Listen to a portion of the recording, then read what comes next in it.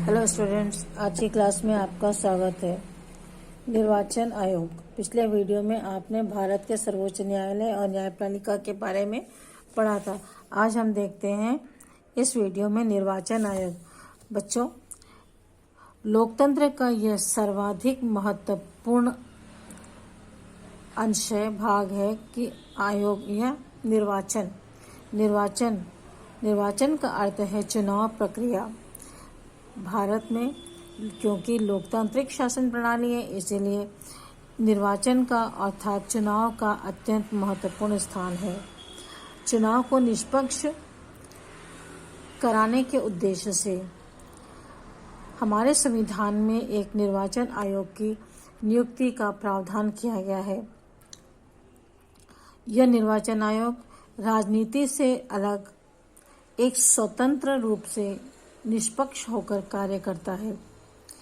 यदि लोकतंत्र में एक निष्पक्ष निर्वाचन आयोग निर्वाचन ना हो तो लोकतंत्र सफल नहीं हो सकता है। इस उद्देश्य को ध्यान में रखते हुए यहाँ पर एक स्वतंत्र निर्वाचन आयोग की व्यवस्था की गई है। हमारी लोकतांत्रिक प्रणाली में निर्वाचन या चुनाव बहुत महत्वपूर्ण है। सांसदों व विधायकों के अलावा राष्ट्रपति, उपराष्ट्रपति, राज्यसभा के सदस्यों का निर्वाचन भी किया जाता है।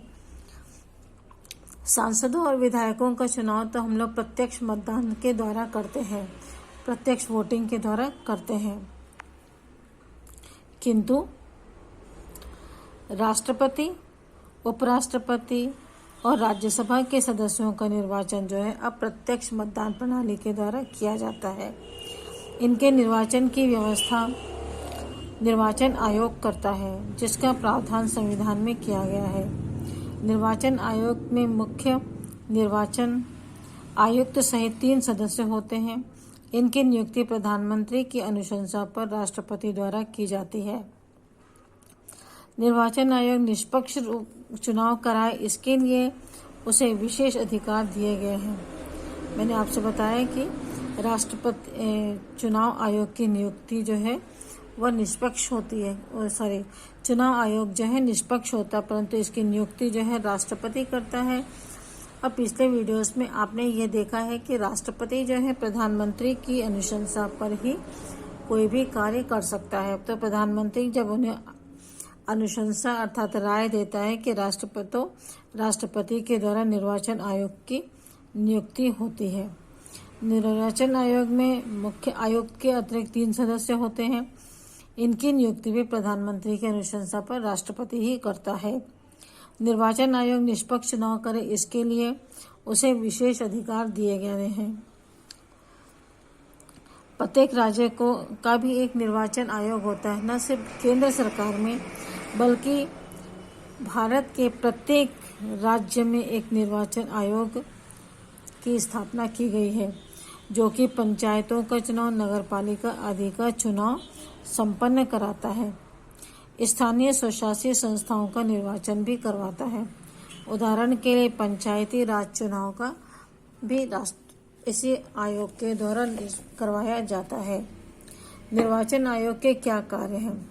मतदाताओं की सूची तैयार करना, राजनीतिक दलों को मान्यता देना, चुनाव चिन्ह आवंटित करना, निर्वाचन की व्यवस्था करना, चुनाव आचार संहिता तैयार करना, सांसदों व विधायकों की अयोग्यता में राष्ट्रपति व राज्यपाल को परामर्श देना, उम्मीदवार के खर्च की सीमा का अनुपालन करवाना, चुनाव रद्द कर उपचुनाव करवाना, मतदाताओं को प्रशिक्षण प्रदान करना। आज मतदाता हमारे प्रशिक्षित हैं, परंतु कई प्रलोभनों के द्वारा राजनीतिक दलों द्वारा उन्हें अपने पक्ष में करने का प्रयास किया जाता है। निर्वाचन आयोग का मुख्य कार्य है मतदाताओं की सूची तैयार करना। प्रत्येक वर्ष कई मतदाता सूची में बढ़ जाते हैं। हमारे यहाँ 18 वर्ष की आयु तक के बच्चों को चुनाव में भाग लेने का अधिकार है। 18 वर्ष से अधिक उम्र के बच्चों को चुनाव में भाग लेने का अधिकार प्रदान किया गया है। और प्रतिवर्ष हजारों बच्चे जो हैं 18 वर्ष की आयु पूर्ण कर चुके हैं, तो उस प्रकार उन्हें इस सूची में शामिल करने के लिए निर्वाचन आयोग द्वारा कार्यवाही की जाती है। राजनीतिक दलों को मान्यता देना। कोई राजनीतिक दलों, हमारे भारत में अनेक राजनीतिक दल हैं, कई पुराने हैं और कुछ नए हैं, तो नए राजनीतिक दलों को मान्यता देना है, उनकी विचारधाराओं को समझना, सुनना और उनके प्रयत्नों को ध्यान में रखते हुए यह मान्यता देता है। उनके चुनाव चिन्हों को बांटता है कि चुनाव में कौन किस प्रकार के चिन्हों का प्रयोग करके वे चुनाव लड़ सकते हैं। उसके बाद है निर्वाचन की व्यवस्था करना। चुनाव आचार संहिता तैयार कर चुनाव में किस प्रकार के नियमों का पालन जनता द्वारा और उम्मीदवारों के द्वारा किया जाना है या पार्टियों के द्वारा किया जाना है, उसको उन नियमों को तय करता है। सांसदों व विधायकों की अयोग्य है या योग्य है। यदि कोई अयोग्य होता है या उनमें किसी प्रकार की परेशानी होने की स्थिति में या कोई त्रुटि होने की स्थिति में, या इसे हम इस प्रकार कह सकते हैं कि यदि उनके आचार और व्यवहार में कोई गलती हो तो राष्ट्रपति व राज्यपाल को वह परामर्श दे सकता है। उम्मीदवार का खर्च की सीमा के अंदर ही चुनाव करवाना है, इस बात के लिए राजी करना और उसे ध्यान रखना। चुनाव रद्द कर उपचुनाव कराना। मान लीजिए किसी कारणवश किसी चुनावी क्षेत्र में कोई समस्या उत्पन्न हो रही है, तो वहाँ पर वह चुनाव रद्द करवा सकता है और बाद में उपचुनाव भी करवा सकता है। मतदाताओं को प्रशिक्षण प्रदान करना। इतने वर्षों के चुनाव मतदान करने के बाद हमारे जो मतदाता हैं वह प्रायः प्रशिक्षित हो चुके हैं, इसलिए यहाँ पर मतदाताओं को प्रशिक्षण देने की आवश्यकता कम ही होती है, परंतु फिर भी जहाँ आवश्यकता होती है तो निर्वाचन आयोग इसे पर अपना कार्य करता है।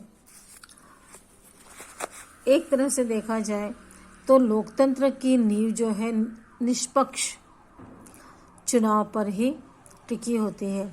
यदि चुनाव निर्वाचन जो है किसी पार्टी से प्रभावित होगा तो वह स्वतंत्र चुनाव नहीं करवा पाएगा। ऐसी स्थिति में निर्वाचन को स्वतंत्र होना आवश्यक है। निर्वाचन आयोग यदि स्वतंत्र होगा तभी निष्पक्ष चुनाव संभव हो पाएगा। एक तरह से लोकतंत्र जो है निर्वाचन जो है लोकतंत्र का सबसे बड़ा त्यौहार है। जिस प्रकार हम अपने सामाजिक त्यौहार मनाते हैं, उसी प्रकार हमारा लोकतंत्र का सबसे बड़ा त्यौहार जो है वह निर्वाचन है, चुनाव है, और चुनाव के द्वारा हम सरकार का निर्माण करते हैं।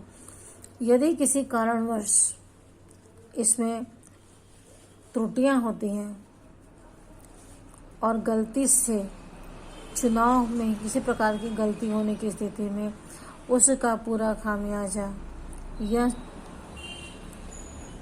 हमें भुगतना पड़ता है। इसीलिए चुनावों को निष्पक्ष होकर के करना चाहिए। इस वीडियो में इतना ही। अगले वीडियो में इसके आगे हम देखेंगे। ठीक है, ओके, बाय।